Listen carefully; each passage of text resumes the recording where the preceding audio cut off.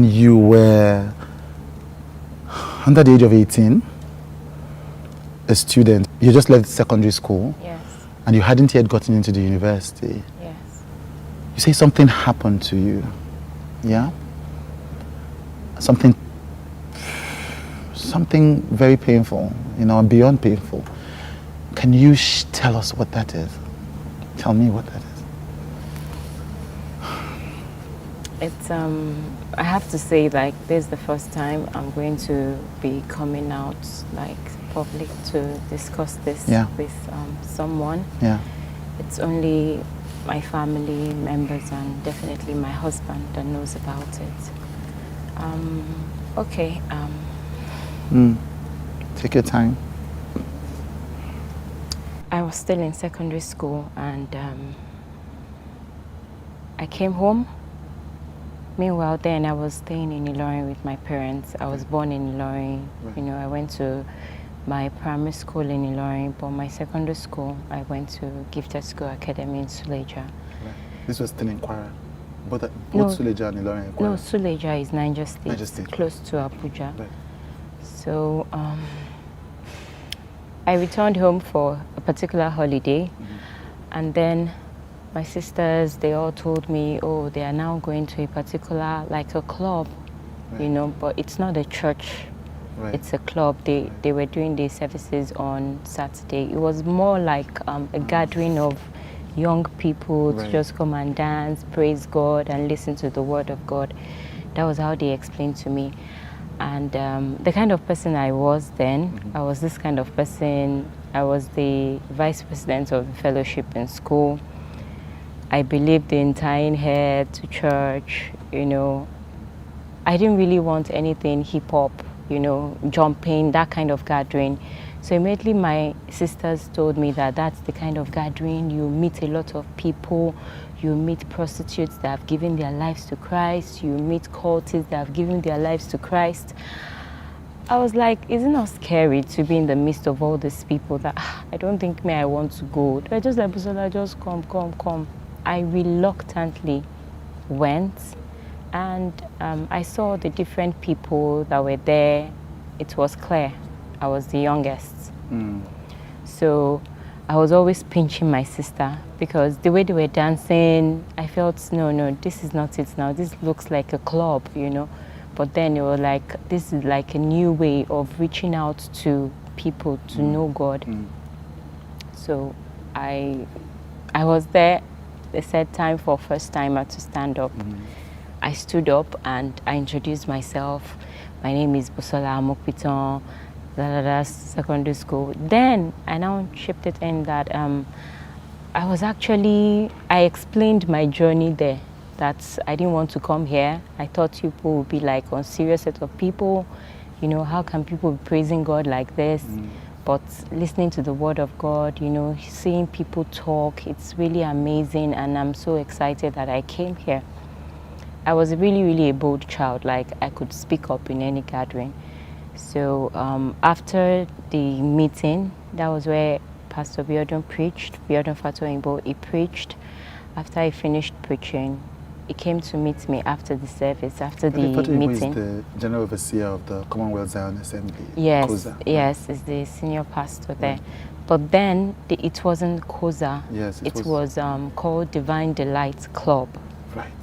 Yeah. It wasn't yet a church. It wasn't yet a church. It was just like, and he wasn't married then, but he was engaged to his present wife. So that's how he came to me, and he was like, such a bold young lady, like I've never seen someone like this, It was like, wow, you need to keep the fire. That please, can you do something in the next meeting before I go to school? He asked when I'll be going back to school. So I said, okay, what can I do? That I can sing. I'll just try to sing, not like I can sing very well. He said, oh yes, that's great. That he plays the keyboard. That he would help me out, would rehearse together, things like that. So I told my sisters, and I felt why do I have to be part of this your club thing? I don't want to be part of it now. But my sisters told me that I should not be too judgmental, you know, because my thinking of Christianity then was a bit different, was kind of like solemn, you know. That was how... What they call deeper life. Yeah, sort of, you know. That's how I was then. So I decided, okay, I can't remember the particular day of the week, but my sister now took me to his house then. Right. He was living with his father. Right. The wife too there will be there sometimes, I guess, because that particular day she was there as well. Right. So I entered the When living did room. sister take you to his house? Because I was meant to do rehearsal. Right, for this thing that he invited Yes, you for that next meeting that I was meant to sing. Yes. So she left me there, I entered the living room. He was already seated with the keyboard. Right. And as at then, I didn't have a phone, Right. no mobile phone. Even my house, we didn't have any landline. So it was more like, I've already told you this, just work it out, you know, come at that time. Right, right. So that's how I rehearsed. And So this was his father's house? yes, Right. his father's house in the father's living room. So he asked me what kind of song. I think I even remember the song, you know. What song was it? I will serve you because I love you. You have given life to me, something like that. So I'm not a great singer. So I sang it my way, and then it was like, oh, great, rehearsed. I went back home. And the next meeting, I did the song. And as I was singing, someone came out to give his life to Christ. I got to realize the guy was actually even in cult, you know. So it was really a very touchy... Where did the person come out of? So from the congregation. So, okay, like, so you went to his house, you did this rehearsal. Yes. Then you did the thing the next meeting. Yes. Right, I sang the next meeting. It wasn't a Sunday, it was a No, weekday. Saturday. Right, Saturday. right. It wasn't a Sunday service, Right. just Saturday gathering, Right. Saturday evening. So when you were singing, this person came to give his life to Yes, Christ. Right? yes. So after the program, everybody, different people walked up to me that is like, you have that gift, that calling, just keep serving God, you know. Different people encouraged me. It was so clear to everyone that this girl, she's a very, very young girl, you know. So he walked up to me and he said, wow, just keep the fire burning. That's Biodun. Yes, Right. that's Pastor Biodun. Yeah. He walked up to me and he said, keep the fire burning, that I'm going to give you books Right. and cassettes as you're going back to school. Just be focused, don't listen to people, you know, things like that. And he gave me books. It wasn't on the spot there. Right. I don't remember whether he sent it down, but I got books from him and Right. cassettes. It was cassettes then. Right. So audio cassettes. Right, So I took them back to school. I even showed my friends in school. I gave them the old gist about this new place that my sister took me to. And you know, that's how it was. And by the time I finished secondary school, I returned back to Ilorin. Right. And I was still contemplating, should I join this church? You were not still fully comfortable with it? Yes, yes. Because I went back to school. The kind of fellowship in school was totally different from what I experienced during the holiday. So it was more like I was living a dual life, you know. So I really wanted to come in terms with the particular belief that I want to flow with. Am I going to be like the FCS, the way I was in school, or I'm ready to join this kind of new environment? So I told my sisters, and they were like, see, this man is worded, he's now in church. It's Commonwealth of Zion Assembly. Right. By the time you came back from school, it was Yes, already a church. it was now already a church. So that's how I joined the church. When I joined the church, I joined the choir. Then we were at we're using a particular mall, Adamabola, or like that in Ilorin. Right. There was a supermarket downstairs. So I was part of the choir. I would go for my rehearsals, everything. I just wanted to serve God because my background is I'm from a polygamous family, and seeing some things play out in the family, I didn't want my life to be like that. Like more or less like when I was in secondary school, as I was coming out, you know, this send forth that they are doing for you, and they're telling you you are going into the world. You know, I was beginning to get scared of this world. Like, so I was having that mind that I want the kind of world that will make me happy. And since I was already a Christian, I was just like, hold on to Christ. That's all. So I wanted to serve in a church, you know, just be zealous for God the way I was already zealous in school. So I joined the choir, and I wasn't talking to anybody. I would just do my own thing. My sisters were involved in self-fellowship. We would go for evangelism together, and but you were still in your shell. You were still afraid of this world that it told you to be careful about. Yeah. And again, you know, because it was a bit difficult for me to really integrate myself into the church, because of where I was coming from. The FCS was totally different. Yes. What's FCS? Not even Fellowship of Christian Students, something like that, you know. So I joined choir, and then one day they told me, oh, even sing a song now, lead. I couldn't really sing very well, but I sang. And one particular day, Pastor Biodun now came to me. It was like, that you don't like to talk. How are you? You know, you just look at me. How are you? Hope you're good and everything. Just be like, I'm fine. And then he started coming to my house. Right.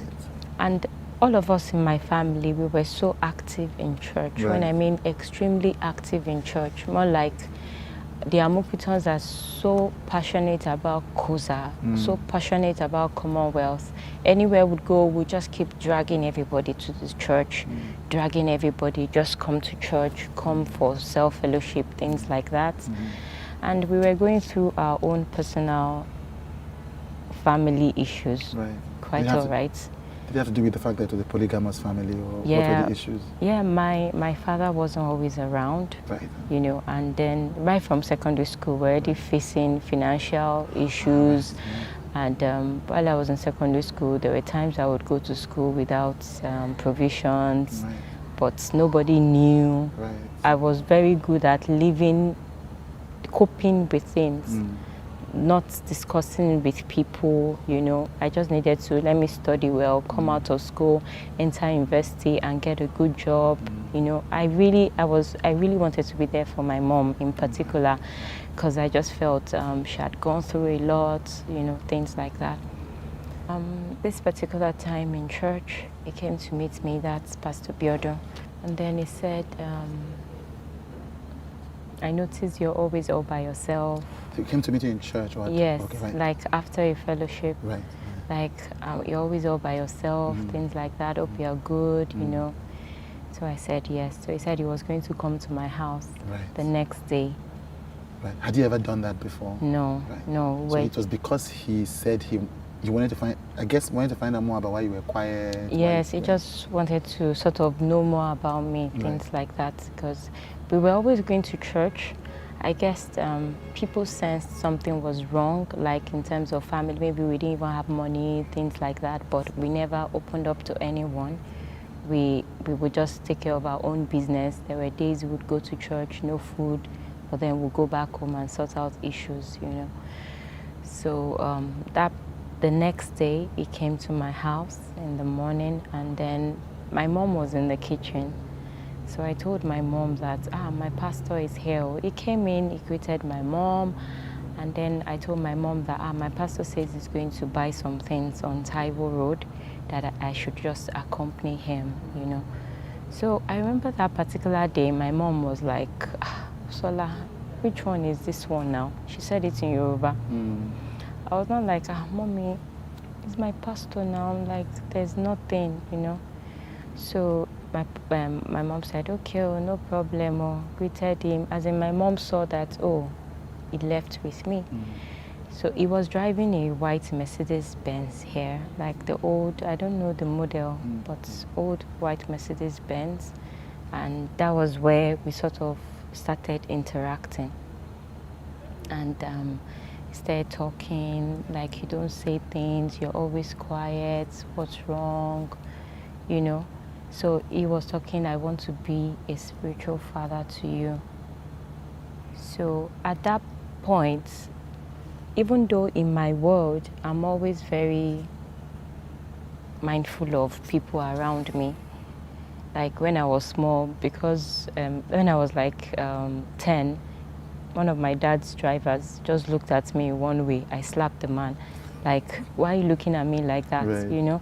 So immediately I was about to just put up a guard, you know, but then it was just able to like just break it. I just want to be like the father, somebody you can always interact with. And then really, I didn't have like a good relationship with my dad. He was always traveling, you say. He was Yes, not always at home. yes, Yeah. at home. And then my sisters were all busy running their own lives, and I had my fears of all this thing of you're about to enter university. There's a whole lot for you to know about this new environment. It really I felt stifled in a way, you know, and I was a bit glad, like, oh, I have someone to interact with. So it wasn't that particular conversation that made me to open up to him, but it was more like within me, I just felt relaxed, like, okay. You know, he just talked and he went to buy what he wanted to buy. He dropped me back home.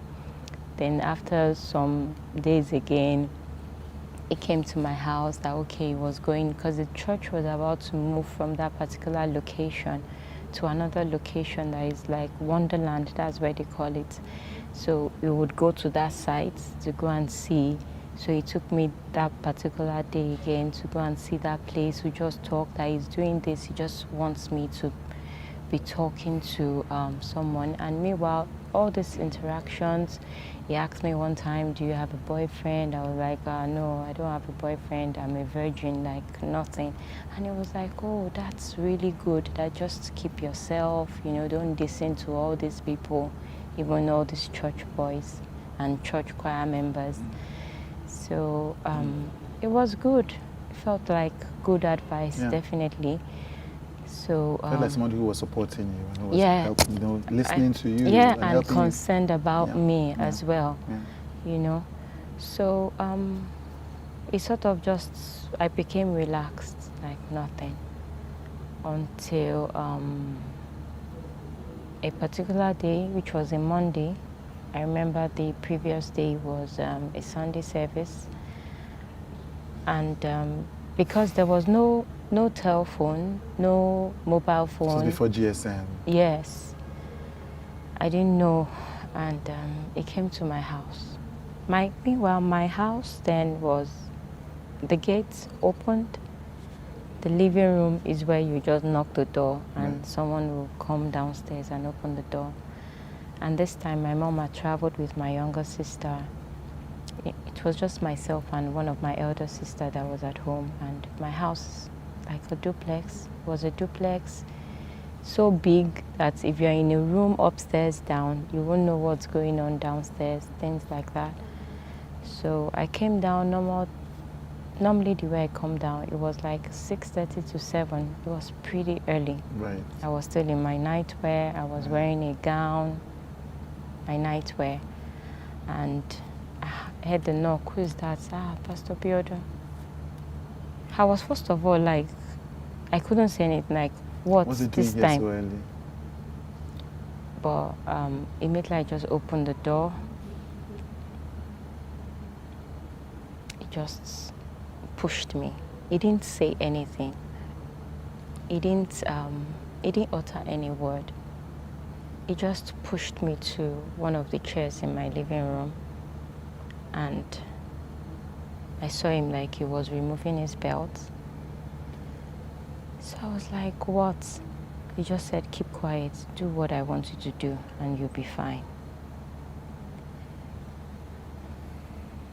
So at this point, really, a whole lot was just going on in my head, because it was more like someone that had put up here that I felt was really, really concerned about me.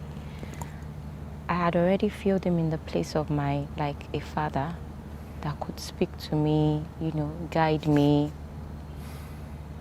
He was there about to do something I did not believe. And then when I was just about to react, he just covered my mouth. And when he covered my mouth, it was just like, Busola, listen to me and you'll be fine. Just do what I want you to do. I didn't struggle.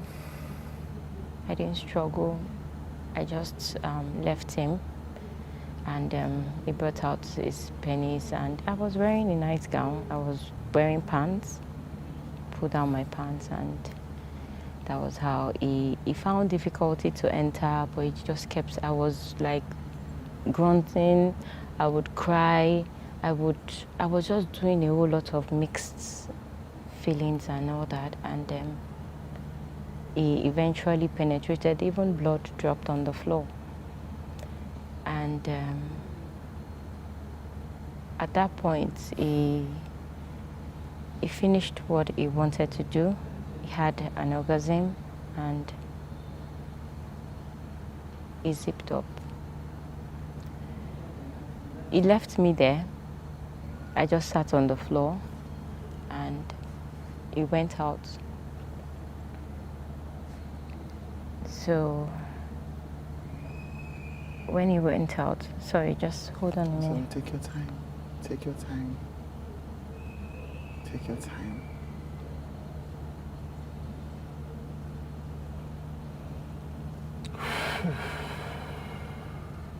Because the thing, this particular time, as it looks like something that just happened, like an event, but a whole lot are damaged within me. As in, I don't even know how to define it, a whole lot. He entered his car. All I saw was he came back and he brought Crest. What is Crest? Toothpaste? No, a drink then. Mouthwash? No, a drink. Like a soft drink? Yeah, like a soft drink. Right. It was Crest. It had green contents. Right. I do remember. I think I remember Crest. Yeah, yes. So it was already opened. Right. He had opened it and he just poured it in my mouth. Why? I mean, I don't know. So he poured it in my mouth and I had to just be swallowing it as he was pouring, swallowing it. And he finished, and he was now tapping me like, you should be happy I'm the one that did this to you. Okay. So, and then he left. He said, I'll see you. He left. But I should be happy that he's the one that did it to you. There is a man of God that did this to me. You should be happy that the man of God disvirgined me, sort of. Okay, sorry. Let me be sure that I get this chain of events, and I'm sorry because this is obviously a difficult thing. Yeah, it's fine. So you're saying that Pastor Biodun Fatoyinbo, and he was a pastor at this time. Yes. He has set up this church called COZA in Ilorin. Yes, he was married. The wife had given birth. Oh, and he had a child. Yes, the wife had given birth to Shindara then. Oh, right. Very little baby. Boy. And you were in the choir? Yes. That he'd like to be your spiritual father? Yes. And so, based on that, he would come and visit you to help, encourage you and support you. Yeah. And then one morning, Biodun Fatoyinbo comes into your house at dawn at 7 a.m. Yeah. And without saying anything to you, when you open the door, he pushes you onto a chair. Yeah. He tells you to shut up. Yeah. And then he rapes you. Yeah. Okay. And then so he says, I'm sorry about this, but it's fine. I'm sorry. And then he tells you he shuts your mouth, literally. Yeah. And then does this. Yeah. And then ejaculates, has an orgasm or whatever. Yeah. And then goes out, gets a drink, a soft drink, so he doesn't say anything to you he goes out, gets a drink, And you were so, according to you, were so overwhelmed, you couldn't even scream. You didn't even, you just, yes, it was, yeah, you were overwhelmed. Yeah, it was, at some point, I raised my voice. Yeah. But when he told me, and again, at that point, you know, when I joined the church, then, and my sisters used to say, oh, he used to be part of a cult group, something. The sisters mentioned that he used to be part of a cult group. Yes, and then he would mention it in some messages now. Yes, like his testimony, how God saved me, things like that. At the moment, so it felt like that was the person I was facing. Right. You know, I didn't see him as the person that was encouraging me as the father. I just saw him as, wow, like, he's a mean person, that he could just do anything to just satisfy. I mean, yes, you were frightened. I mean, that would be reasonable. Yeah. So he goes out, he gets this drink, he comes inside, he forces it into your mouth, and then he tells you, and he's just disvirgined you as well. Yeah. And there was blood on the floor. Yeah. And he tells you that you should be grateful that he, as a man of God, was the person that did this to you. Okay. Okay. Where was your sister at this time? My sister was still sleeping. And apparently, I think that the night before, she went out with her friends, because my sisters would just go out. I was the introvert kind of person.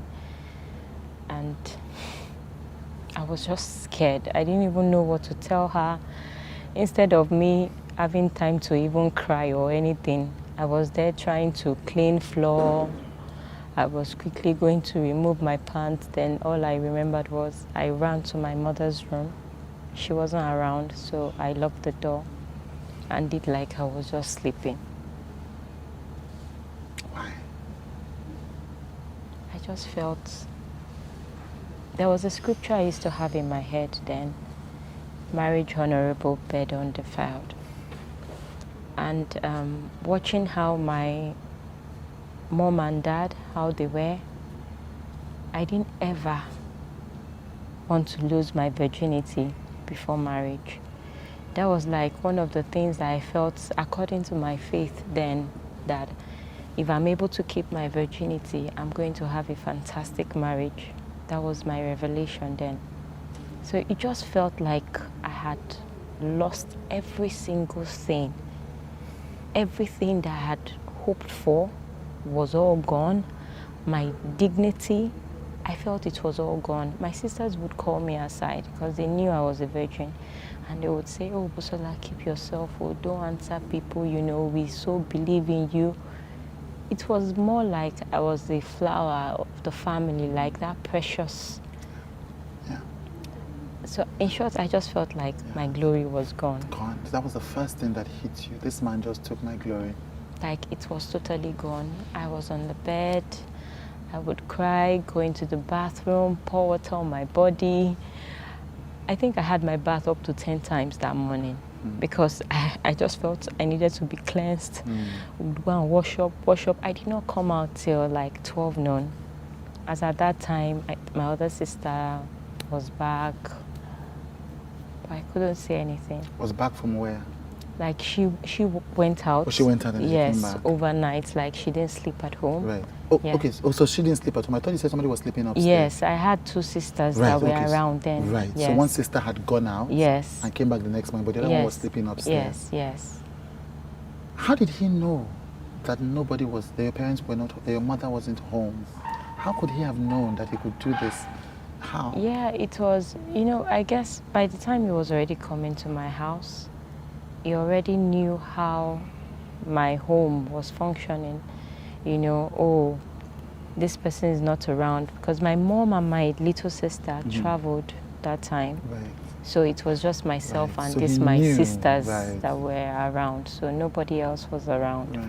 And he knew the way the house was big and all of that. Yes. So it wasn't even something, he didn't do it in a way that it was inside the house. It was just the living room. Because it's a duplex. You open the door, you see the living room, Then you have to step down to get to the dining area. So it was just the open door. It was just on this side. So it wasn't, there was no distance. Wow, okay. I'm sorry about this. I've lived with it over the years. Yeah. And this is the first time you're talking about this to anybody apart from your family. Yeah, like it's, you know, I had to really come out to say this because I was already hearing things. Right. More like another narrative was being said. And I've kept quiet over the years. I know what I've personally gone through. I know how I've like struggled. You know, when you're just struggling, you're just pushing your head anyhow, like, no, there's something about me. You're trying to figure it out, you know, you're not just able to get yourself. And thank God I have people that are working with me now, that are able to help me through healing process. And I'm seeing a way that I can also help others, you know, people that are silently going through this kind of thing, because the pain is not what you can define. The hurt is not the kind of hurt that you can say, I even know how to come out of it. It's more like you're struggling. It's a struggle. When I mean it's a strong struggle within, you're trying to still see yourself with that high esteem, but you're not seeing it. You're trying every way. Sometimes you try to get it through validation of people. It's through what your friends. Sometimes it's through a lover. You know, you're sort of in a situation where you don't have control of things. You're just depending on everything around you. Yeah, I see that. So I want to stay here where you are now, and then before going back into that part, however painful it is. So you said something. You said he has been spreading, or there has been a spread of a different narrative. Why? Who is spreading this narrative? Why would anybody spread a narrative if you've not talked about this in years to the public? Yeah. What's going on with that? It's social media. Yeah. Like, I think my husband put up some posts, and then he mentioned from Ilorin to Lagos to, you know, Abuja, Dubai, you're doing this. Your husband is Timi Dakolo, the singer. Yes, Timi Dakolo, the singer, and he's aware of everything that happened. Yes, he has always been aware. How long have you guys been married now? We've been married for 6 years. 6 years, right. Yeah, so he's been aware. It's not like it's a new thing. But then when you keep hearing news of this person doing this, this person doing that, and by this you mean abusing other women? Yes, and girls? Abusing other women, other teenagers as well. Other teenagers, because you were a teenager. I was a teenager then. I had not even entered school. I was still trying to do my IJMBA to find my way into university. So, so I found out about this a week ago, about your husband's posts. Yeah. And apparently he came out, he didn't mention Biodun's name. He didn't mention me. So he came out to talk about this person who has been hurting women through the church. And apparently he had talked about it last year without mentioning names. Yeah. So this obviously had been something that had been deeply painful to him. So based on what you were saying, because he spoke out, you know, and the people that he was talking about, which is Biodun and his people, knew that Timi was talking about him. Yes. So so you're saying they began to spread stories about you that you heard about. Yes. I think in a way they had already even spread some stories. What because the first time when it happened, you know. First time when Timi spoke. Yes, when Timi spoke up, someone was saying it, like another pastor was saying it, that, oh, he said you guys had an affair. Ah, so you had heard the pastor say to your husband that Biodun said he had an affair with you. With me. Now, sorry, but you were under 18 at this time. So I was under 18. If he had an affair with you, he was having an affair with a minor anyway. Yes. And this is obviously, because I've heard this part of the story, this is obviously a well-known pastor, even though we will not mention the pastor. Exactly. name. It's just a thing of, that actually made me, even before these stories, I started hearing stories, I already lost all the credit of men of God trying to do like they're listening to you, like they care about you. Since then, I've never worked in a church. I just go to church anytime I want, come out. I'm not part of any group. It's about my relationship with God. So the first time Timi spoke out in the social media without calling Biodun's name, you began to hear stories. That's the first time these stories then you got heard from this big pastor. Yeah. And then Timi spoke out again this Yeah. year. Did something trigger Timi speaking out again this year? There was this, I was just there in my studio and I had Your phone photography calls. studio? Yes, my photography studio. And I had phone calls, you know. Eventually I picked up, Busola, don't check online, no. Something is going on. You know your truth. My sister called me. Then she was like, you know your truth. A friend just called and she said, imagine people saying rubbish, someone saying rubbish about you on social media. From where now? That Busola, just don't mind all these people. I was like, what? So I went online and I saw it. You saw what? I saw the message. The person put, go and ask your wife. The person responded on Timi's post. Right. Go and ask your wife that was sleeping around with pastors in Ilorin. Right. Go and check the DNA, spending church's money. All that really, it triggered a whole lot. Like, I felt like I've been bullied enough. I've kept quiet for a very long time. You know, even when I heard there was this main story that came out previous year of a lady, you know, I didn't put my mouth, you know. I just kept quiet. And me keeping quiet, I felt like I was just losing myself. Like, you're losing yourself. Someone is bullying you. You're not getting the opportunity to speak up, to say something. DNA of my children, that's, in short, to just say, oh, she's promiscuous.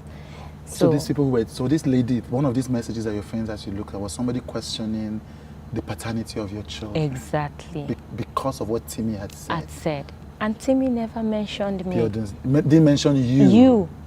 He didn't mention me. Right. I meant so. And so whoever was responding, these people who were responding, obviously knew about you and about what Biodun had done with you, and we're trying to manage this situation. Exactly. So at that moment, see, I had a very long silent moment. I just sat down. I had to tell my clients at the studio that, sorry, I just need to sit down. I went to the toilet and I sat down for almost 20 minutes. What should I do? I'm like this quiet person that I'm just getting to connect with myself. What's all this? And at that point, I started telling myself, I think you have to be courageous to come out and say your truth. So before these accusations came, you were not going to come out and say anything about this? Yes, no, I was just quiet. I was just quiet. Even when church members, some people would ask, what even happened now? COZA, church nothing. Members? You mean COZA church members? Church members, especially the early church members then. I would tell them nothing. Oh, I just felt like, you know, we'll get to that part where I would say how I came out of the church and things like that, you know. But I'm going to ask again, even though I mean, if what you say occurred is an irrelevant question, but why did Timi speak out again this year? What triggered that? You haven't. Different people would have reached out to him, more like, you are the voice that can help us. This person is still doing this. Right. So because he had spoken in the past, and apparently, like you say, this Biodun continues. You know, people say that Biodun continues to have affairs with teenagers are below 18 and above. So people come to Timi to tell him about what is happening. And Timi is triggered again.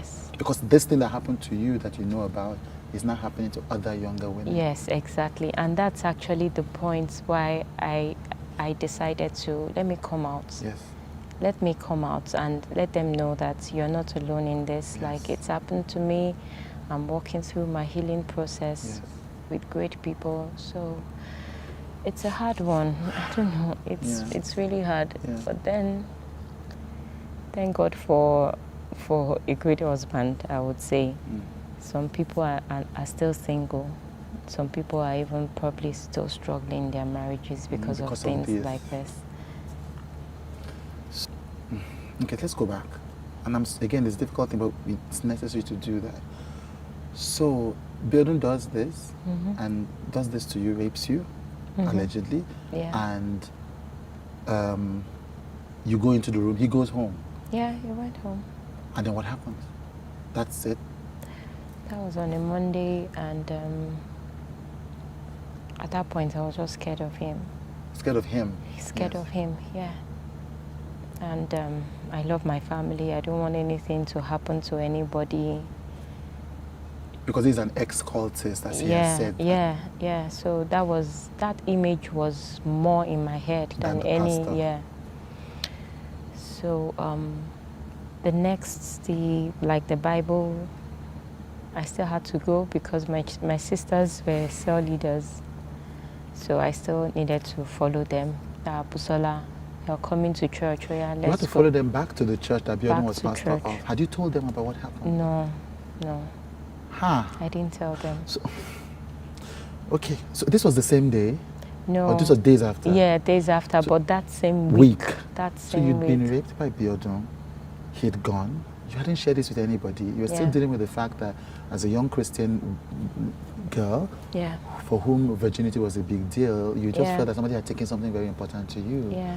You'd not found the words to tell your sisters yet, but you had to follow them back to his church. Yeah. Right. So I went for the midweek service.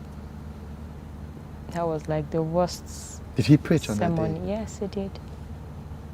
Yes, he did. And it was about grace. It was about grace? Grace, the grace of God. You know, like no matter what you do, the grace of God has covered all your sins. Like God doesn't even see any of your sins. So I was there trying to understand what is this all about? What is this? In short, that day I just attended church because I had to attend my sisters. And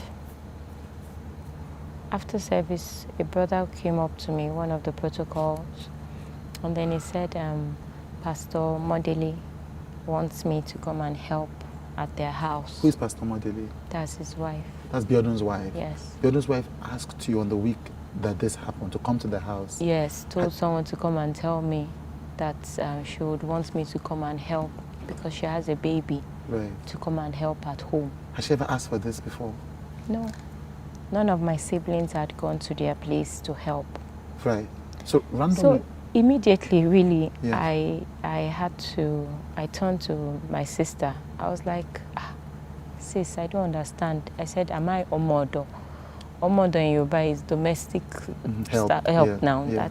What is all this? That was when she now said, that is not a new thing, that church members go to help her. Right, okay. All right. Okay. So at that point, I was just like, okay. So Pastor Biodun now came. He just said, I'll be coming to your house when I leave to come and pick you. To come and pick you to go and help his wife? Yes, it was evening. Yes, so I would sleep over. So Biodun Fatoyinbo, after doing this thing, walks up to you in the church after preaching about grace. Yes. To say he will come and pick you. Yes. To come and help his wife. Yes. That Pastor Modele needs me to help her. So I went back home with my sisters. At that point, I was thinking, should I tell my sisters? Should I not tell? Should I tell? Should I not tell? I was just frightened and afraid. But in my mind, I was like, no matter what, Busola, just prevent anything like this from happening to you again. I didn't know how I was going to do it. And I still had to let me respond like nothing happened. Because I felt I was trying to keep my people safe.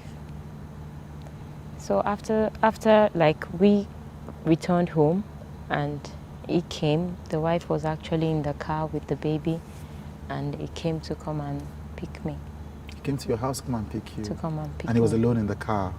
The wife was in the car. The wife was in, you know, it's like after service, right, going so they both home. Came so to you pick both you. came so they to picked pick you me. From home. Picked me from home, Right. and then we went. They were staying somewhere in Songo. I'm sorry, I'm going to ask. I mean, I do work at Joy Inc. I know how trauma works. I know how this works. But some people are not familiar, so I'm going to ask a very stupid question. Yeah, you can. This man just raped you. Why in God's name did you go back to his house? Nobody knew. Yes, but you knew. I knew. Yes. But I was totally afraid. I was a teenager. It's not like my dad was available that I would feel, and I didn't even have that kind of relationship with my dad, that I would feel, oh, daddy, this thing. I didn't feel like somebody was responsible for me. In short, it was more like him that I felt was responsible for me. You. Like I was beginning to see him that, oh, see the person that is being there for me. So it was more like my hopes were just shattered. Yeah, I do. Everybody trying to find out how to navigate their own lives. Like that's how my family, you know, they were all trying to just find a way. Hey, my sisters, you know, myself and my sister were trying to enter university. But, you know, they more like face your life kind of thing, face your life. There was just no other option. Yeah. You were frightened. You were frozen. I was frightened, totally frightened, because at that point, like I said, I didn't see him as my pastor anymore. I just saw him as somebody that's maybe the old side never left. You saw him basically at this point as this cultist that you had been told about. Yeah. So that was how I went to the house, and I was always I carried baby. It was late already in the night. So his wife entered the room. So that's Pastor Dele entered the room, and I carried Shindara. Meanwhile, at home, I wasn't the kind of person that used to clean the house. Right. So that was why I was even telling my sisters, like, you people are the ones that clean the house. I don't know why Pastor Dele decided that I should be the one to come and help her cook and help her clean. That I'm not good at that. I'm just learning. You know, they know this girl just came back from secondary school. So how can she do all these things?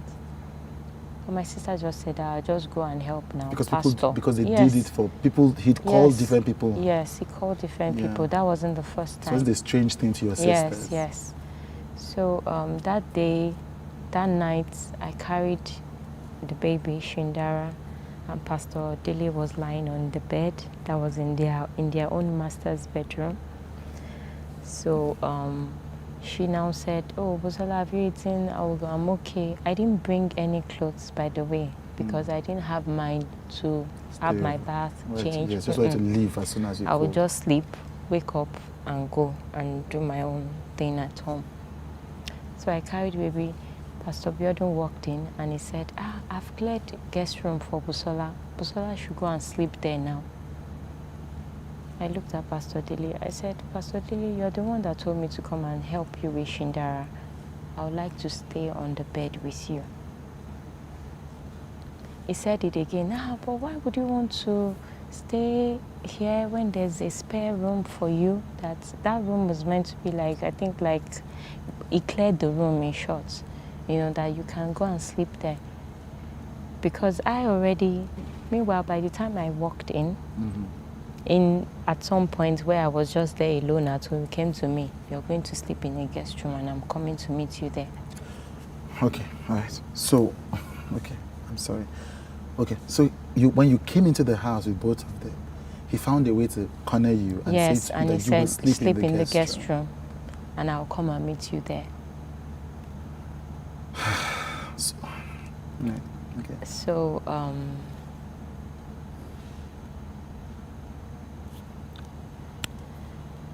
it was just, let her sleep. I said no. He walked away again. I made sure I just carried Shindara. She was a baby, really little baby then.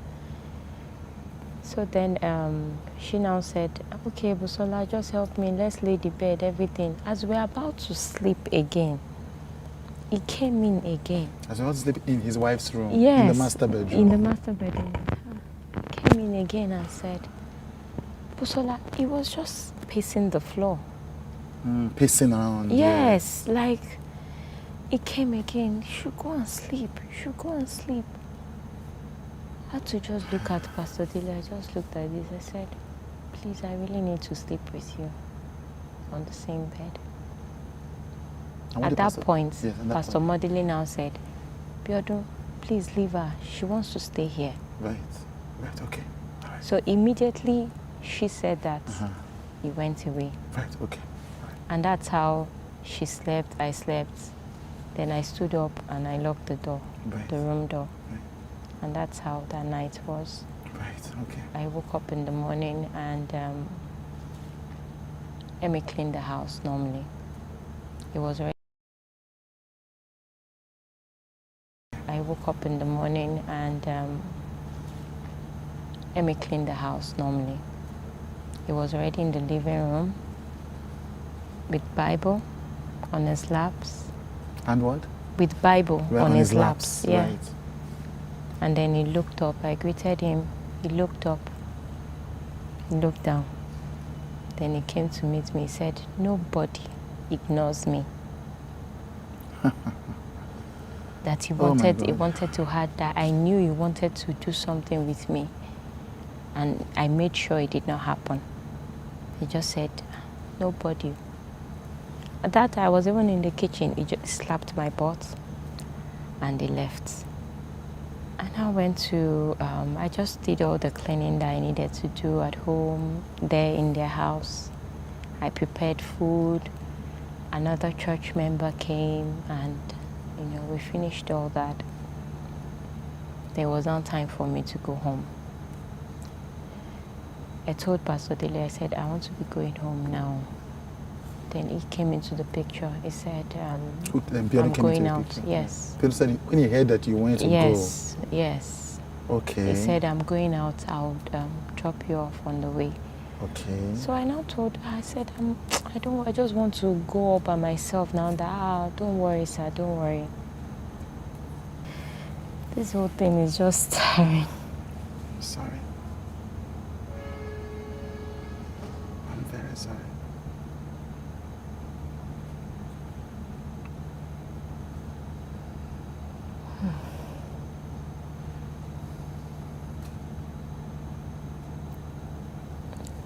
I've tried to be like a superwoman all along, like I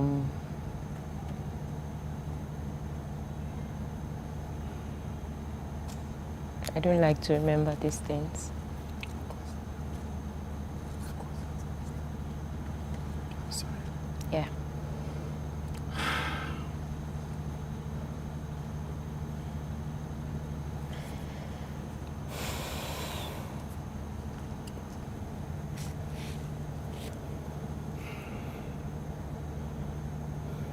I'm really sorry.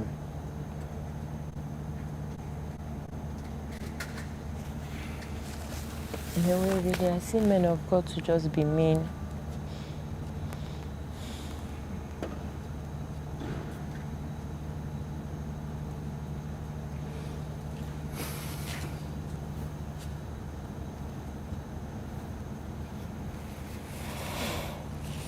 So, again, this is very painful to go through, but you went to do this for other women who have gone through this, or who are at risk of going through this again. It's actually difficult to say who have gone through. Could have, because it's more like it lives with you. Right, so it's not a one-off thing. It's not a one-off thing. So it's because who are going through. Yeah, who are going through it. It's just like the level I'm at now, that's not where I was years ago. Right. But it's all a struggle. You know, that's poor self-perception. You just look at yourself like you're worthless. You know, when you visualize the image, you visualize everything that happens. It affects you mentally. But I'm going to ask another stupid question. But why? Like, if someone did something so terrible, why are you the one that feels bad about yourself? I mean, The way the whole thing changed after, like I will talk about it after he came, when my brother approached him and he started begging, you know. all right. Yeah. Right. And, Okay. you know. Yeah, right. Okay, Yeah. so let's so that people can follow the trail. Yeah. So I sense that. I mean, I asked not to be told the story before the conversation, Yeah. but then I sense that there is something else coming because Yeah. he said to you, I will take. First, he had said Yeah, to you. because that was the second time it happened again. So it happened twice. It happened twice. In 1 week. In 1 week. Does the rape by Biodun happen twice in 1 week? Yes, in 1 week. So that day I entered the car, the white Benz. So after you had said you were not going to go, he basically insisted that you had to go with him, Yeah, that he would the drop you wife off. was like, go now, Pastor Oh, the just wants to wife said- drop you. I The was wife like, didn't think to ask you, no, why are you so worried about going away? she didn't. She just said, follow Pastor now. Pastor is going, just follow him, drop at the junction. So, because that was what I said, I would just drop at the junction of the house because it was quite a distance to walk from their house to where the taxi, you could get a taxi. So, entered his car with, there was a church member around then. Right. Yeah, you So- mentioned that the church member had come Yes. in the morning. Yes, so the church member actually just dropped off before we even got to the junction. Right. And then he was driving, I was in front. He was the one driving. He just changed, like he made a detour. Immediately he dropped off this other church member, he just changes the route. Yes, after we advanced to another level, like before we got to the main junction Right. where I could get a taxi. And then I was like, Pastor, go and drop me at the junction. Can I come down? Can I come down? He was just smiling. And then he was just saying different things like, I am yours. You do what you want, what I tell you to do. And he just parked the car when he got there. At that moment, my heartbeat was very fast because I knew something was about to happen again. Something was about to happen again. There was nothing. I didn't even think of violence. I didn't think of hitting something. I didn't think of that. At that point, he came down from his car and opened the door, pulled me out. This was on the main road? Yes, somewhere with nobody was there, Right, so not it on the entered main into- road. Right, Yes. right, so it entered gone off the main road. Yes, yes. We never even reached the main road. Ah, right, because you came from his house. Yes, so it's the we road never to, reached. Right. It was just the road to another place. Right. Anybody that knew Songo then was just full of bushes here Right, and there. right. Houses were just beginning to be developed there. So he just parked and came out, pulled me. I told you. I wanted to do this to you in the house. You did not answer. That's how he bent me over. He bent me over at the back of the car. At the back of the car, opened the door. Then later on, put me at the bonnet, like my hands like this. Then later on, even just held my hands like this at the back. Held my hands like this, like, I don't want to be cruel to you. Just answer me. Just give me what I want. So, at that point, I didn't even do anything again. I just allowed him. So he raped you again? Yes. So, he did it there.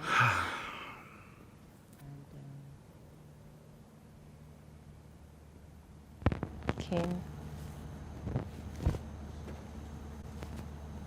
Was more or less like a slave now. So he did it there. He ejaculated and he put me in the car and started saying sweet things like, oh, Busola, I think I love you. Saying things, I didn't even say anything. I didn't say anything. We got home. He dropped me off. He said, you'll be fine. That this thing is not a new thing. I told his ministers then that he mentioned it that men of God do this. The meaning is when you talk to his church, his fellow pastors in the church. Yes, later on. They said men of God do this. Yes, no. Okay. He told them, because I told them that at this point he mentioned it that he was saying men of God do it. It's not a new thing.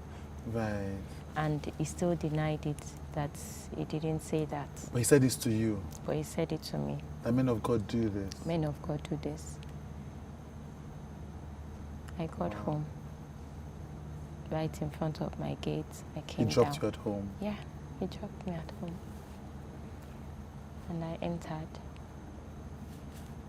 At that point, I went to go have my bath immediately.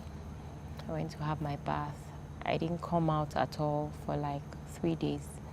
That particular time, I didn't go to church the Sunday. So it was getting like worried. I didn't see you in church. He came to the house. To the house. After he didn't see you in church on Sunday. Yes. Like, what happened? What's this? You know. But wasn't this strange to your sisters? Why was this married man always coming to check up on you? They didn't. It wasn't strange. It wasn't strange because it was like, it was our pastor. It's normal. They call it visitation. Yes, and more or less we were very active in church. Yes. You know, right. Even this Infinity group, the singing group then. The singers, yes. They used to come to Ilorin then, and we would host them. The church. So you were a church family. Yes, so the church did not really have so much money to be able to put all of them in hotel rooms. Right. We would host them in my house. Right. We would cook for them. Even with the way we didn't really have so much money, you know, we would just do our, yes. I know how these things happen. And sometimes even the boys, they would notice like, what's happening now? Let's help you with this. Let's help you with that. You know, so it was more like church family.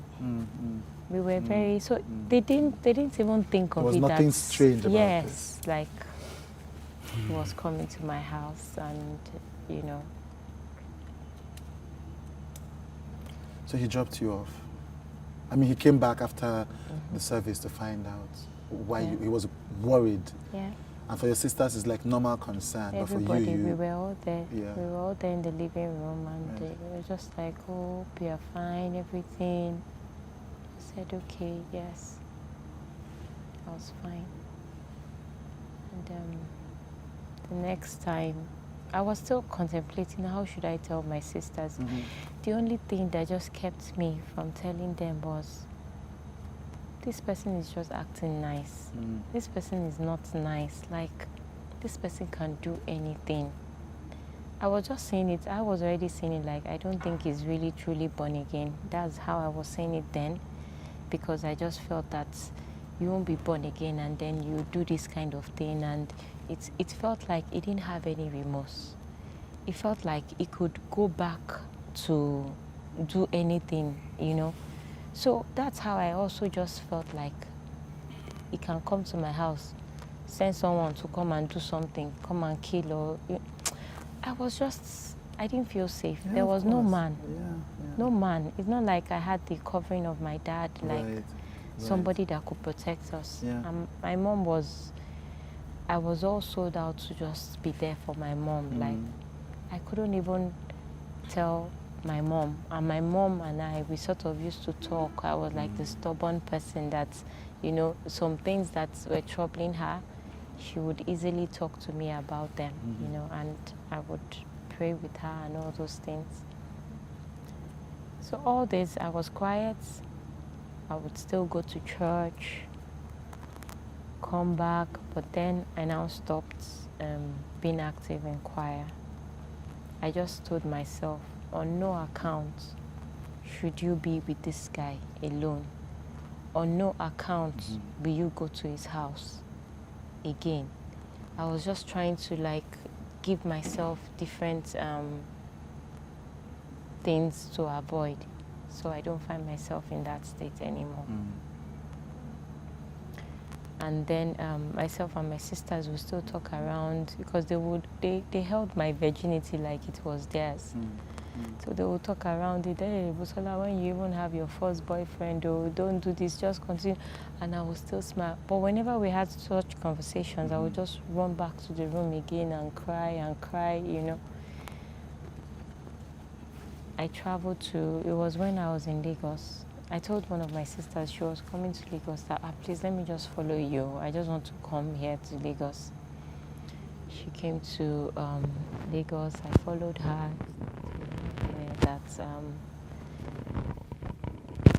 I told her. She was actually the one that came to me, and then she had told me about a dream before that she had. And I saw that something bad happened to you. That my sister is like someone that she dreams, like she sees things, either things that are happening to you now or things that will happen. So at that point, she told me, she said, I had a dream, you were crying seriously, and I saw blood on the floor, and I saw Biodun sitting on a chair. Oh, wow. She saw it in a dream.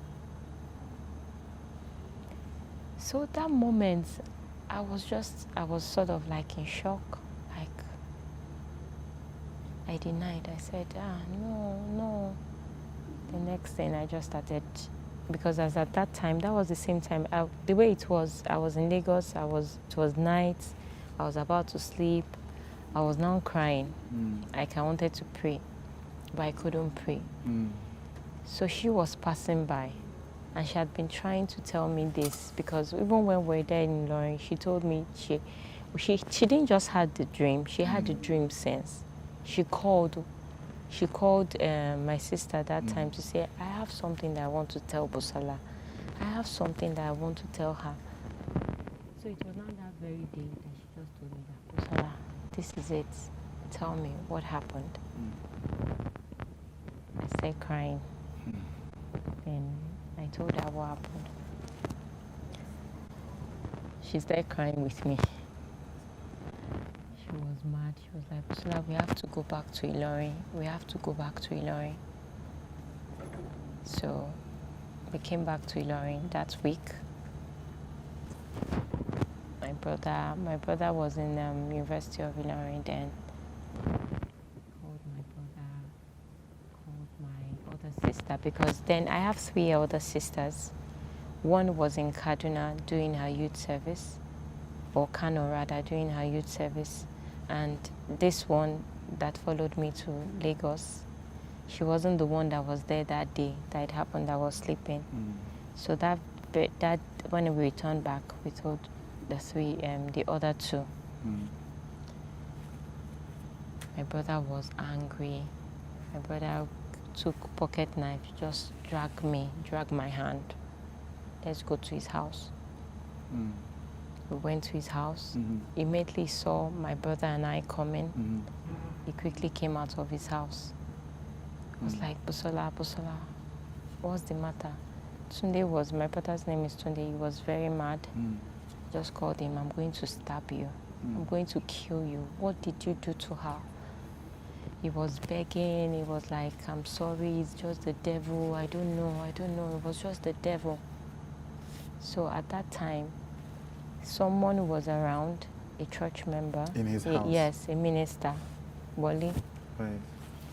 That one is the pastor of the pastor of the branch in Port Harcourt now. Now, right. Yes. So this person is still with him? Yes, he's still with him. So, but as at then, he wasn't a pastor, he was a minister in church, like prayer minister. Right. So he now said we should come to my house. Myself and my brother went back home. Then they now came to my house. That then they called another minister. So we started talking. He came with another minister? Yeah. That he was really sorry. He didn't know what just came over him. Like, he was really sorry and all that. I was there, I couldn't say anything. It was just like, devil, like, it was the devil that he didn't have the intention of doing that. Biodun and a minister in his church come to your house to meet you and your brother. That means this minister knows about that Biodun had sex with you.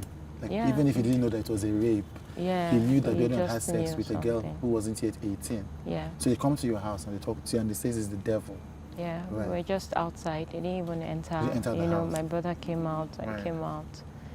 So they started saying it's the devil, this, like that. Meanwhile, the minister then, which was Wole Soweto, and there's another minister, Flo. Right. And Flo actually happens to be my second cousin. Flo is the second cousin. Flo used to be the pastor in Yeah, Lagos. yeah, he's Is the he still the pastor. pastor in Lagos? I think so. I Right, don't okay. really, yeah. Right. So, but it's not like we have that close relationship. So he came with 2 ministers or he came with 1? Yes, I think Wole came by himself. Right. So he came with Flo. Yes, yes. Then Wole came and joined yes, you. Yes. Wow. So that's how they were talking. I'm so sorry. I'm this. I wasn't really even listening to everything because all that was just on my mind was I can't get back my virginity. Like, it's been done the way I think right now. You don't know my state. So I just said, I told my brother then, like, I want to leave the church. Because I wasn't even listening to the word. And I told Wole, I told him I want to leave the church. So he too, when he heard, Who is he? actually, Biodun? no, that's Wole right. Soweto, Right. the pastor in Port Harcourt now. Right. He too, he was like, this kind of thing, this, no, I'm going to leave the church. He was Right. the prayer minister then. Right. It was the one, like the firebrand, you know. So it was like, no, I have to, you can't even tolerate this, that this is just too much. It wasn't like maybe they even heard my narrative or they knew how, they just knew something Had happened. Yeah. So Wole said that, and then he was like, please, I'm so sorry, you know, knelt down. I don't want you guys to leave the church. If you leave the church, what would people say, you know, things like that. And the word of God that you listen, it's the word he was still talking about, like, it's the word of God that will help you.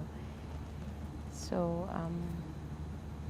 I just kept quiet at that point, and after a while he left. I entered the house. They were still having, yes, they were still having conversation. It was now later on I was chatting with, I came out, I was talking with Minister Wole. Right. Then, so he was like, Pastor is really sorry, and it's like he really needs their help. Like, so basically, what he was saying, this man is a sick man, he needs help. Like, yes, that he doesn't feel this is the right time to leave him. Oh, this is not the right time for Wole to leave him because Yes. he needs Wole's help. Yes. Right. Like, you know, he was the prayer minister, so Right. maybe he felt He could pray for praying him. could, yeah, like, just be there for him. And then he was talking that it's just time, you'll But be fine. Who will be fine? You will be fine. Yes, that I'll be fine. That you will be fine. Yes, that I'll be fine. That we should just look at him like it's a weakness, like something. That you should look at it as if Biodun raping you an under 18-year-old is a weakness. Yes. Right. And you know, it was just an act of the devil. I was just nodding. Yeah. And later on, after they all talked, you know, so I can't believe this happened, though. I can't, you know, they all expressed themselves differently. At that time, Pastor Biodun had left. So I went back home, and I know the next Sunday we didn't go to church. It was like we went back to church after like 2 weeks. You went back to the church? Yeah. Why? Wole came, as in, it was more like constant visits to us. Like, the Amokitons, you people are really, really... And your mother didn't know by this time? My mother didn't know. And We all agreed, like, we weren't going to tell her. So, but your sisters knew? Yeah. And your sister who was in Lagos, you know, the one who had... I mean, again, how did... Like, sorry, and this is a lot. This is a lot. And it's a lot for me, so I can't even imagine for you. But I'm just trying to understand. So, when your sister had the dream, because it's a very random dream, what made her walk up to you to tell you this dream? There's something. Yeah, it was a very that weird particular dream. day. I was in the house about to sleep at In night. Lagos, right. Yes, in Lagos. Because see, every night wasn't the same night anymore. There are times I would cry. Sometimes it would be like I would almost sleep off in the bathroom. Then I would get up. I was just trying to adopt in my own way, you know. So that time I was in Lagos. I was actually just kneeling down. And it was like I was praying, but I wasn't praying. I was just crying. I mean, well, this was night, late in the night. So my sister came out of her room, the room where she was staying, and she noticed she was just hearing sound. Why? I was just saying, why me? Why me? That was just the question I kept asking for a very long time, because I felt I was faithful to God. I felt I had led many people to Christ, even though I was young. I felt I had done a lot for God, you know, back in school. I would even do like a deliverance session for people. I felt I was too committed. I had time every 4 p.m. every day. Once it wasn't church day, I would always be reading my Bible or praying. That even my family members knew. They would just say, don't go near Busola, or she's in that room praying. I was reading one book, Conquering an Enemy, called Average. You know, I felt I had done a lot, and I didn't expect that to happen to me. Yes, because I was just thinking God probably didn't just love me as much as He loves him. You know, God didn't love you as much as He loves Biodun. Yes. Right. So I was just saying, why me? And my sister entered, and she saw me crying, and she said, stop praying. This is not prayer. I've been sensing something is actually wrong. She didn't even start to disturb me that I should tell her. She just told me I had one dream. That was when she now told me that dream. A dream. Right. I just started crying because it was more like just confirmation. Yes. So it was that point that I told her. Right. That's how we came to Ilorin, and she was the one that told my other siblings. I didn't call them. So you went back to this church in 2 weeks because they had been coming to meet you, to beg you as committed members of the church. Yes. No, not people to... Meanwhile, I didn't go back because I just wanted to, committed members. I thought let me protect my family. These people don't understand what's happening. That was my goal.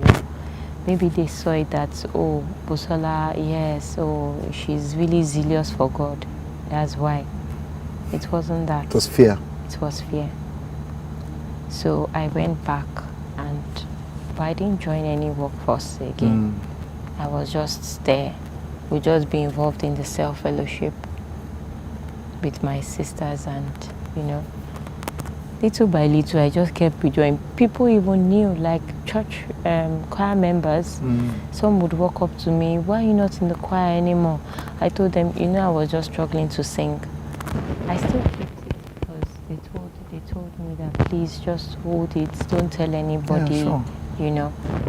So it turned to a thing like protect your pastor again. Jehovah. So I personally, it just felt like what was happening to me, which people did not know.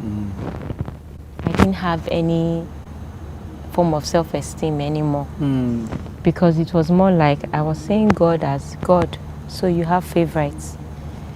Okay, so you actually love men of God even more than anybody else. A whole lot was just going on my mind.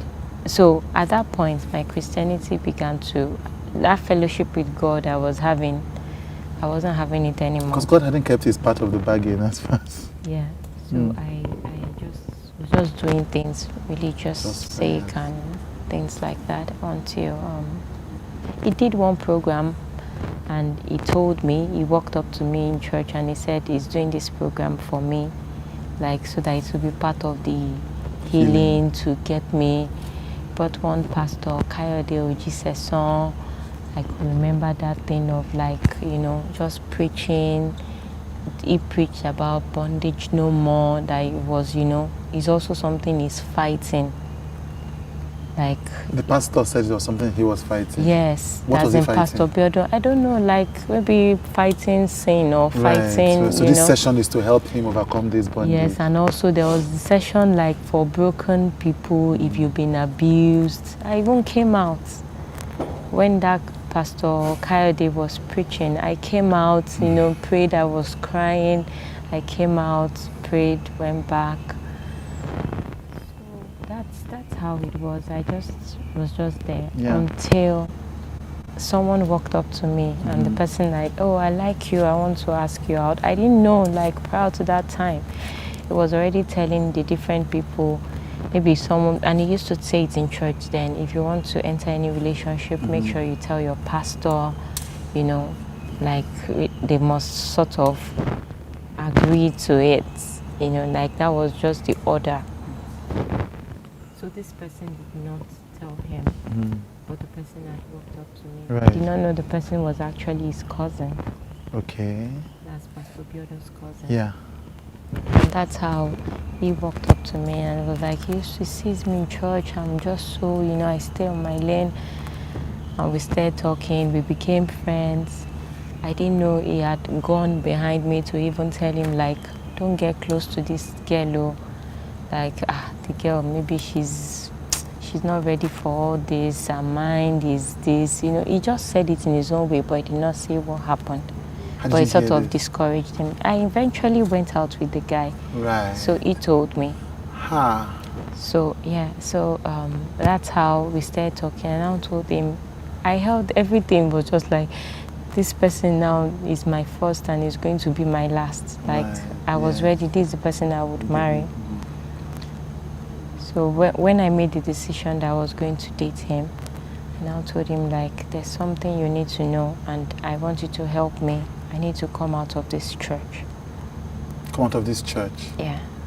Because I wasn't listening to the word. I was just going to church, just like, almost like wasted times.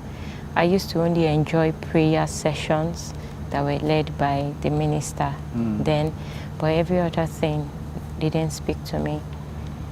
So I told him what happened, and immediately was like, no.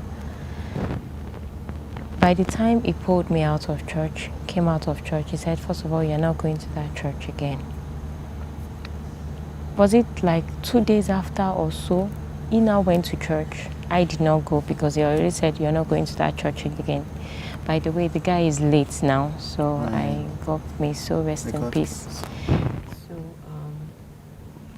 He walked up to Pastor Biodun and he told him that I know what you did, you know, that they needed to see. So Pastor Biodun came to his house right in front of the gates. I was already coming to this guy's house and I met both of them talking. So as they were talking, that was when he told him, don't ever talk to Busola again. When you see her on the street and you're driving, just pass by. Don't, you know, interact with her. And he agreed. And I felt comfortable because this person too was ex-cultist, like ex-cult member. Right. So, and he's also more like a pastor now too. Right. So I felt like, this person can protect me. This person can protect me. So that's why I came out of the church. I was so relaxed. And I joined Winners Chapel. You joined Winners Chapel? Yeah. So you didn't leave the church? You didn't leave the church? You still kept going to church? Yes, just another church. Okay. Something you said about just losing your self-esteem.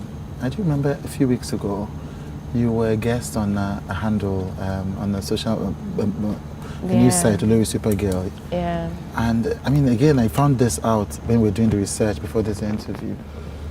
And you said, I remember the exact moment I lost my voice, or something like that. I remember confidence. When I lost my confidence. Is this what you were referring to? Yeah. And did it come back? did you, has it come back?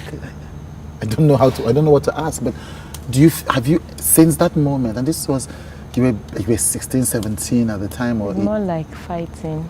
Like, the way I've been is more like I'm just fighting through.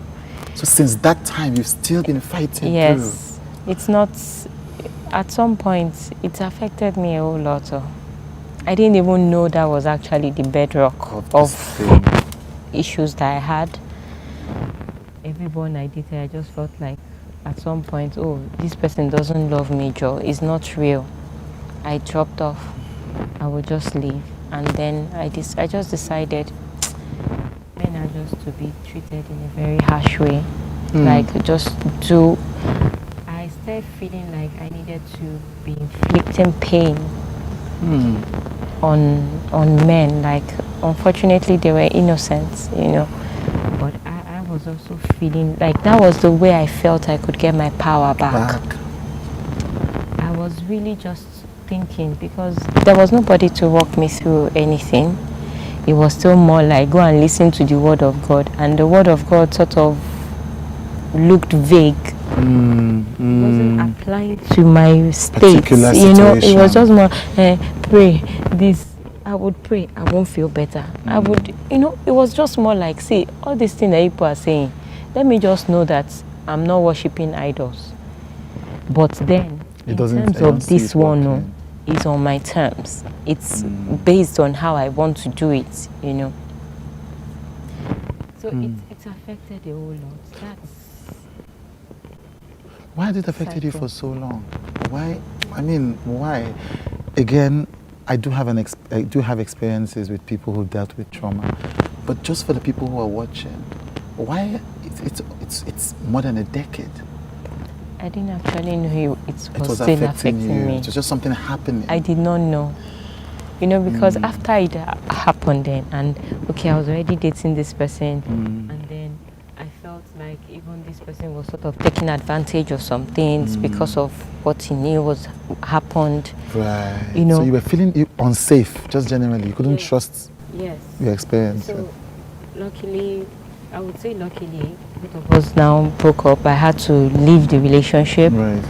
And I left. And the moment I left, I just felt that thing of you have to own things now. Right. More like be in charge of this relationship world or so whatever. They can't exercise this power over you anymore. Yes. Like, I don't know what the intentions, because unfortunately things went sour too in that relationship.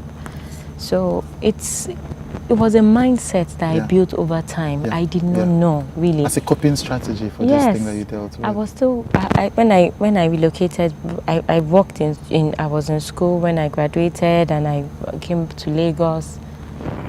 Me living my life normally in relationships, there were things that I would do, and the person would say, this looks so absurd. Why are you doing this? I didn't know, like, maybe it was triggering something from the past. I just I didn't know I had issue. I never saw a psychologist. I never saw any professional. So it was more like walk yourself through the process. So it was all stumbling blocks, rise up again, and, you know, just trying to find yourself. That was the thing. I was just trying to find my voice, find myself, feel like I'm living again. You know, so it's really like just 2 years ago that I started connecting back to myself. Why? Why did you start connecting back to yourself? It's a lot of, after some things, you know, the way I would react to things at home, the way I would feel bad, like my husband could just make simple comments about something. I would interpret it another way that is entirely different. And he would look at me like, you have a problem. What's wrong with you? What is, I just said this and you're already, you know, I would already interpret it. So you think I'm useless? So you think I'm, you know, because that was how I was feeling. I felt incapable. I just felt I was worthless. I felt, you know, so I was still struggling to tell myself, you're special. You're special. You're special. But some little things he would just do would just trigger those things, and then I would now be there trying to find my way. So it was just this time, and I just told him, I need to know the bedrock of things. Like, this is not me. This is not me. Like, who am I really? So that's all. That healing process just started as a result of me saying, let me even get to know God for who God really is. Not the God that I hear that they preach on pulpits, not the God that, you know, other people talk about. I want God, and I prayed that prayer to God. I said, God, I want to feel you in my life. Like, let me know that you are real. You understand every single thing I have gone through. You must just help me out. So it was more like that time I had come to the end of myself. I mean, there's a lot to ask. But two of the things that I've heard said in the midst of the research about this is that, but quick, let me talk. I mean, a few years ago, there was a big deal about Biodun and a young woman. It was a big national scandal, and he had to respond to it on the pulpit and etc. And I'm sure you heard about this. Before this, did you know that any of this was still happening with this man and people? We're beginning to hear different things. Because you were from Ilorin, so yes, all the community. Ilorin is a small town, and then it was more like everybody knew everyone, you know. So we're hearing things, a whole lot. And I would just tell myself, I'm not part of that church again. So this is not your business. You know, so it's not my business. I have my own issues that I'm trying to deal with, you know. So even people would come, like plenty church members would come, talking about, we heard this, we heard that. I'll just smile. Nobody heard, nobody. You had your own story. Yes, I never told anyone. Even some were my friends in university, and they were now going to the church. Right. There was a particular lady, she was now complaining of what someone else said. About the pastor? Yes, about Pastor Biodun. And I was just smiling. I said, then leave now. That was just all I said. Yeah. That just leave. So there were constantly stories about him harassing, abusing, and soliciting young women. Yes. So, but I never felt the need to speak up. Yeah. You know, I just felt like that was what I felt like. Let me just leave him Get to away God. From these people, and And his wife never reached out to you. She never asked any questions. She never called me aside to say, Busola, what happened? What? She never did. Again, doing research for this, I did talk to members of the church, rank and file. What did you think about these allegations about the big Ese Walter story? Yeah. And the two things I heard.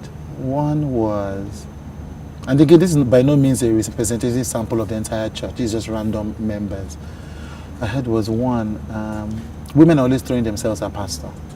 So actually, he's the one that is having to deal with all these advances.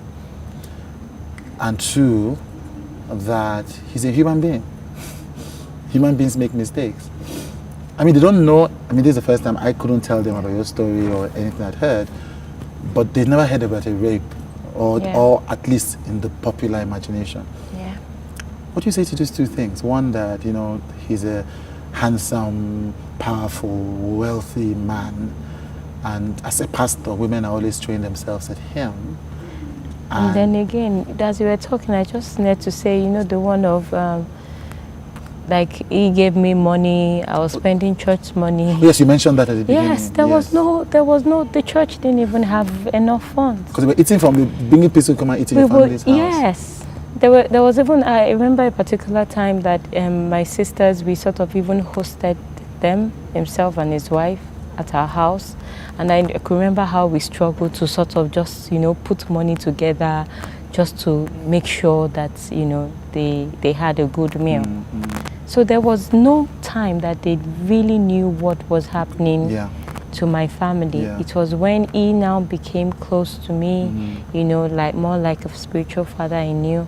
And there was no time after it happened that he gave me money, church was giving me money. There was no time like that. And in any case, you left the church soon after, so you didn't have any interaction with him. Yes, at all. Okay. I know that after this happened, and I know that your husband showed me 1 or 2 messages. People have been, which is part of the reason why you said to speak out. People have been sending him the most alarming. Some of the things I've read have blown my mind. Allegedly, but still blown my mind. What do you feel when you hear these stories? I've heard of people who've had to have abortions, who've had to leave the church, there's another story of a young woman, allegedly, who he also did the same thing. You know, I don't want to call, obviously I can't call names because it's her story to tell, march up to into her house in the morning, just like with you. And according to the recorded message I heard, she was saying, you know, thank God she was just a sharp worry or something girl that didn't open the door, you know. And so there's this multiplicity of stories that are in Timi's DMs, WhatsApp, phone. It looks like an enterprise that has been going on. When I hear those stories, like, it saddens me, and it makes me to just feel like, does he not know the ripple effects of these things he's doing? How is seriously damaging these people, damaging their lives. I mean, seriously. Because I know I've gone through it, or I'm still working through it, you know. So, and at some point I was even telling my husband, I feel like maybe I should have come out, like I should have summoned the whole courage then in Ilorin to really come out, you know, and say stuff. Yeah, but that's not... That was also part of self-blame, like when I hear some stories now. But it's not your fault, obviously. Not your fault in any way, because you were dealing with your own issues as well. So I needed to get to that place. I think I've advanced in a way. So that's why I can actually sit down here and be having conversations with you. Because I know, I mean, even in the process, we've been doing some pre-conversations, just asking you, are you ready? And I've seen you break down, just imagining doing this. I you know, people would, it's more like you become so vulnerable, and it's a state you don't want to be in. It's really a state you don't want to be in, and I'm just thanking God I have a great husband. He's been a hero. I don't know what to say. He's been a hero. So I'm just imagining ladies that are there, they don't have anybody. Yeah. You know, it's... Yeah. I don't know, he should just be sensible. Like, I don't know what the issue is. You're not the only pastor. But pastors, I do know that some big pastors have called Timi, maybe not you, I'm not sure, basically to say, look, we know this happened, you know, but he has been punished or something, or, you know, I've heard stories, and I don't know how, you know, true this is, that, I mean, at least one big pastor, and I mean a pastor of a big congregation, says, look, you know, he's confessed, he's asked for forgiveness, he's been suspended from the church for a couple of weeks, and I know that at least one pastor, according to your husband, has reached out to Timi to say, look, you know, what can we do about this? So now, based on all this, is the conversation not tilted to protecting the man of God? Yes. I'm not hearing conversations around the people. People that he's allegedly abusing, You understand? I'm not hearing conversations around the people. So it's more like the conversation is always around the person. And why hasn't you're protecting? Yes. Please continue. Like you're protecting this person. Yeah. But if you can make him to stand up and let him identify, because we don't even know what has happened to some. Yeah. And if you actually call yourself like you're a pastor, you're not a pastor to pastor yourself. You're a pastor to feed the sheep. To feed the sheep. And you know that this sheep, they always say the church is for the sick people. Yes. So do you now leave them, they're already sick, you send them away being sick? Is that a good place to be in?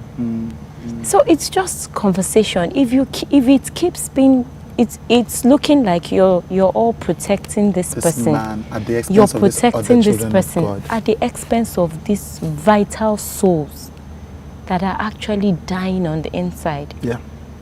Dying on the inside.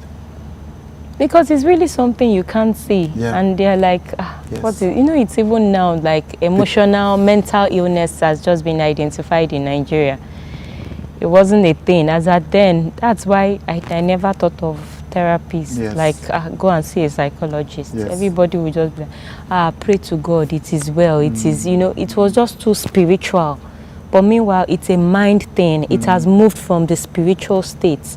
It's a mind, because I have a soul and the body, you know. So the mind is actually where the whole battle is, where you are fighting through, you know. So just speaking now, because you didn't even have the language to understand what was happening to you. Yes. There was no framework, there was no precedent. Nothing. You didn't know what to do. So it's just now as if you began to see a professional, as you began to try to deal with this. Yes. I'm now getting to see that, oh, these are these things. And that's why I'm really so particular about the girls. Yeah. And I don't want him to continue to do this. To other women. To other women. I know that some of your friends and people around you are trying to set up an organization, a project. I don't know what it is yet, Unbroken, to help other women who have dealt with this kind of abuse. I mean, if you do this, you will be taking on. Why haven't you dealt with enough already? I didn't plan for it. But what's life if you can, the things you go through, if you can help others with it, you know, it's not like you're there for yourself alone. You've walked through things. Like I tell my husband sometimes, like if we all can be truthful on this earth and be open to one another about our stories, healing will be like a circle. I like that. You know, we that. won't have to, you know, but there's so much protection, especially men of God, in quotes. They want to be seen as the perfect being. You know, everybody is protecting just, no, I want to safeguard my space. I want to safeguard my church. It's now no more like a body of Christ. It's more like, this is my organization. This is your organization. So why do we call ourselves Christians? So if we can't open up and use our stories to influence people, how can we actually say we want a better society? And if you are saying we want to take the church, you're meant to go to the marketplace, go to the world. What is the world seeing in us that should make them to feel like, oh, I want to be part of this? Yeah. I did want to ask that. Because I'm a Christian, and I'm church-going, church-walking, tongue-speaking, Bible-quoting Christian. I know, and you're a Pentecostal Christian, so you know you didn't leave the Pentecostal movement because of this. You kept trying to seek for God, and you did say something. There's a stunning lack of compassion from even these men and women of God. But one of the things that people say is when you say something like this about a man of God, they say, you know, you shouldn't destroy the body of Christ. You shouldn't destroy the church, you know, don't disgrace the church and all of that. And I've heard people say that about you on social media. Not about you, but about Timi when he talked about this. What do you say to that? It's just, that's Nigerian Christianity. I don't know how to put it. When you have personal relationship with God, you get to see that God doesn't have any favorites. This so-called grace that we keep talking about, the grace doesn't work in a particular situation and it leaves another situation. When the veil tore, everyone can just enter and approach God. After the death, resurrection of Christ. So no more like pastor needs to lead. Yes. That whole touch not my anointed. It's not applicable. Because if you look at it, every church still has like their decorum, more like, this is how we do it in this church. This is the spiritual, like the levels, like this is how leadership works. Grace is not applicable in those leadership levels. When someone does something wrong, you point it out that, oh, this thing, you've broken the protocol in church, you've done this, they discipline the person. So why is it that when the man of God now does something wrong, you put grace in place? You know, so I see There's a double imbalance. standard. Yeah, There's a double exactly. standard. Exactly, because I'm a practical person. That's how my life has turned out to be. So I hear less words and see more actions. Action, yeah. So, and the action isn't making sense. and the action is not making any sense. It's remarkable because you did say something about him after this happened. He talked to you about grace.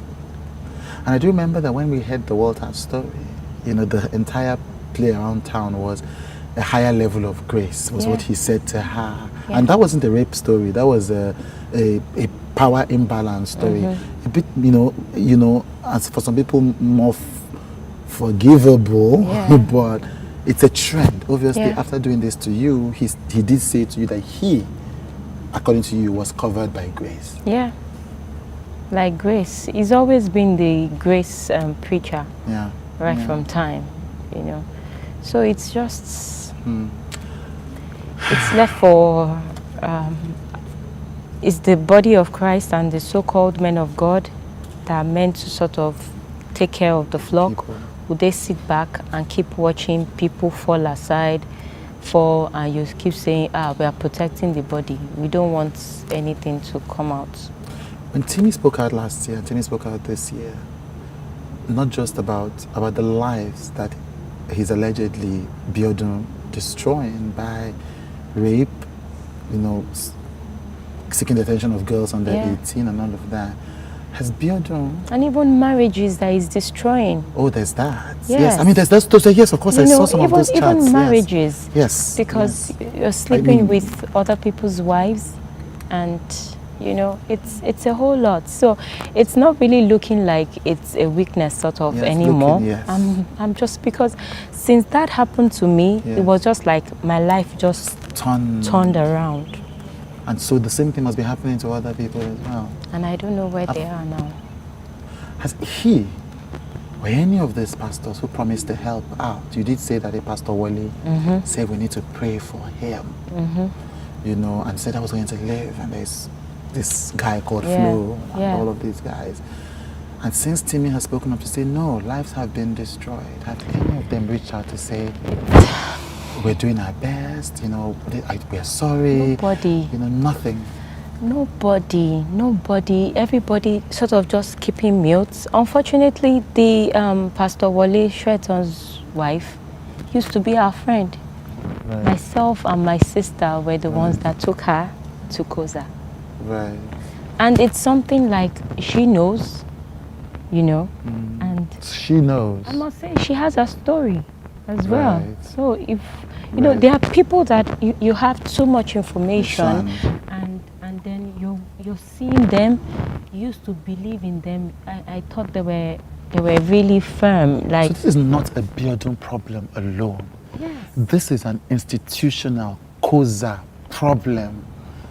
Pastors at the top of the hierarchy at COZA, and their families and their wives and their friends, as far as you know, are aware that Biodun is predating on young women, on women in the church, and on married women. That's what you're saying. Yes. They know. They know. And they've done and said nothing. You know, there's even something about, it's not possible that you are the only one that stories keep coming out. Stories keep going. Everything is always directed towards you. Once they mention a pastor in Abuja did this, everybody's face turns to COZA. Why? That's really not... Sorry, I'm not a pastor, I'm not evangelist, anything. But I just think it's time that men of God needs to just sit down and see it like, what's going to happen? What is going to happen? These girls are waiting to see, what are you people doing? What are you going to do? How are you going to take the measures? They might not be able to talk. They might not have a voice today. But you don't know what will happen tomorrow. A few years ago, I did not have a voice. Today, I'm learning to have the courage to be able to have a voice. You don't know where their destiny lies. You don't know what's going to happen to them.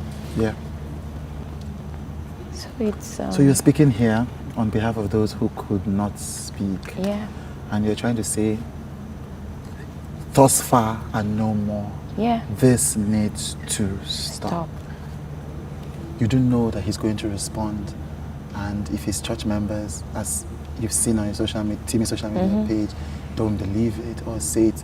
I think one of the most fascinating things I read in those responses was people saying, oh, she was dating him. And I'm like, well, as a pastor who is married, he's not supposed to be dating her. Yeah.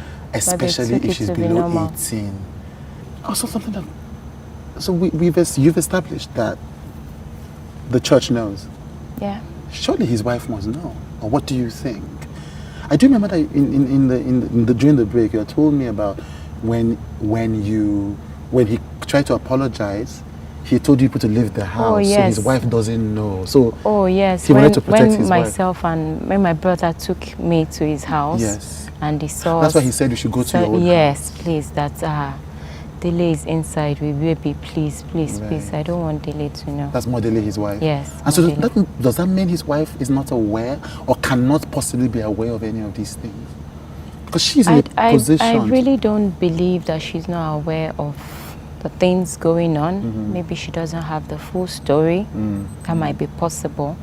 But I know she's aware of a particular girl. She was suspended because pastor wanted to actually come into her house, and she insisted, what are you coming to do? What are you coming to do? Yes. That's So how was she aware of that? The lady went back to church. Right. And she told the ministers. Right. She told Pastor Dele knew. So it was more like an allegation. Right. My husband, this, even sort of took it to Pastor Biodun's spiritual father. Right. As at that time, Right. And they ended up suspending the lady. They suspended the lady? Yes. So it's questionable, all these things. Yes. There's something that's not right. Yeah, something. And if all of these things are happening, and all these things you say are true, and the pastors know, his wife probably knows, ministers know, church members know, the ones who are defending him on your sites, on Timi's Instagram page, because he was just having the wife knew affairs. what happened to me. You believe the wife knew what happened to you? The wife knew what happened to me. I believe so. So what is the hold that he and other people have over people that they cannot just either speak their truth or step away? It's really hard to say, because someone stands on the pulpit, it's more like it dishes out good word. And it changes people's lives. Yes. Because the word coming out is fantastic, is mind-blowing. Yes. But the life is different. You're really affecting the vulnerable people. You're affecting them in a devastating way. So it's more or less, that's why I know people always say, leave men of God. Just listen to the word of God, their lifestyle. But then if you have an issue like this, there has to be measures. Yeah.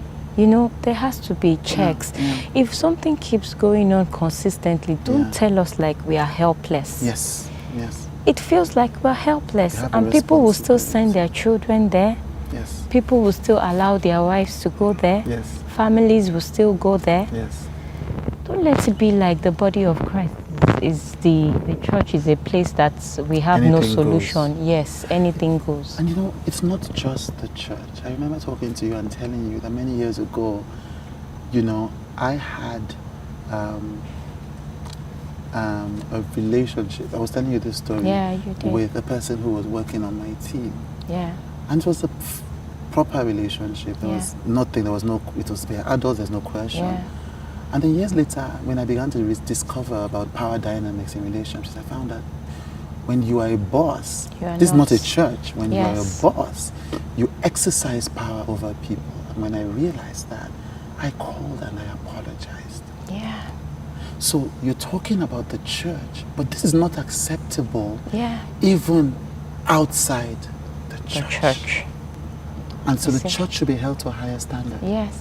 Because more or less they already, and the church is even sort of like spiritual. Yes. And like Nigerians, everything and spirituality. Oh, man. Like if he says die, you die. Yeah. If he says go, you go. So You know, it's that fear. that fear. You It's know, that fear. and it's also part of not understanding the revelation of who you are really in Yes. Christ. That Yes. people need to wait for one man of God to pray Tell over them them, who they are. to do something. Yes. You can actually talk to God and God will listen to you without you Yes. even talking to any man of God. The Bible says in the book of James, if anyone lacks wisdom, let him ask from God, God. who gives to all men liberally Yes. and upbraided not. Not. Thank you so much for sharing this story courageously. Yeah. And I look forward to the work that you're going to be doing to help other women who are facing these challenges. God will help me. God will help I don't you. know how I'm going God to will do help it. you. Yeah. You are His anointed. God will help you. Thank you.